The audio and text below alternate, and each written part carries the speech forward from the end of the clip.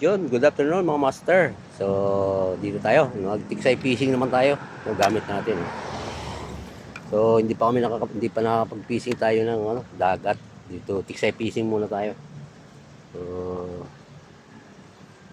medyo may huli na rin naman kami mamaya. So, papakita ko sa inyo yung huli ko doon mamaya.